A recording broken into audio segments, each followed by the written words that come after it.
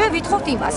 ამ წუთში რომ აქ შეგვასახულონ იმას კი არა დაგვიდონ დოკუმენტი რომ აი ის კიდევ რაღაც 134 მილიონია თუ რამდენი ახლა დაზუსტებით ვერ გეტყვით რომ გადმოირიცხება რომ ჩვენ ზუსტად გვექნება თუ არა ეგ ბინა ჩვენ კი არ ვიცნობთ რომ არაკომპენსირებულები არ ჩაასახოთ პირიქით ჩვენ დღეს მაგათ გვერდით გავართ ათასობით არაკომპენსირებულები დღეს ჩვენ გვირეკავენ და გვეუბნებიან რომ მათთვის გასაღები არ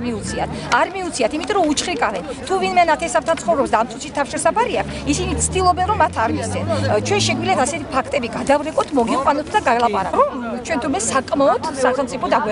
დაგვეხმარა დარჩენილიყავით ქუჩაში $7,000 თანხით ქუჩაში გამოკრილები ვართ ამაში ნამდვილად დაგვეხმარა რა უნდა გავაკეთო თუ არ დაგვჭარათ ბოლომდე ბრძოლა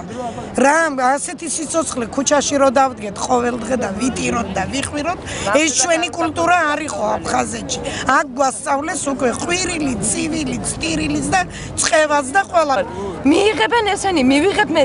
შიმშილობას დავიწყებ ბოლო წუთამდე იმ ინვალიდსაც კალიასკით როგორც დამხავდა მე 5 წელი ჰემატოლოგიის ინსტიტუტში ისე მივიყვან და დავსვამ მაგათ წინაშე მოგვიერთდება მთელი საქართველოს დევნილები ვინც არიან ყველა დავიწყებს შიმშილობას აბსოლუტურად ყველა ერთად ყველა მხარში ვართ ერთმანეთის გვერდს Когда я ходила с министром ჯანდაცვის ამბობდნენ რომ აი თქვენთვის აშენდება დამა ბენზეში რა აშენდება პირველ რიცხვში მოგცემთ გეკუთვნეს თუ მეკუთვნეს მოვიდა კომისია ჩამოვიდა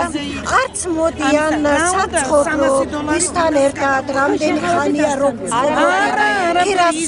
ქირა რამდენი ვიხდი საიდან ავადყოფი ვარ საოპერაციო არავინ არ კითხულობს ამაზე პასუხი არის ასეთი ჩვენ ვართ ოჯახებში სადაც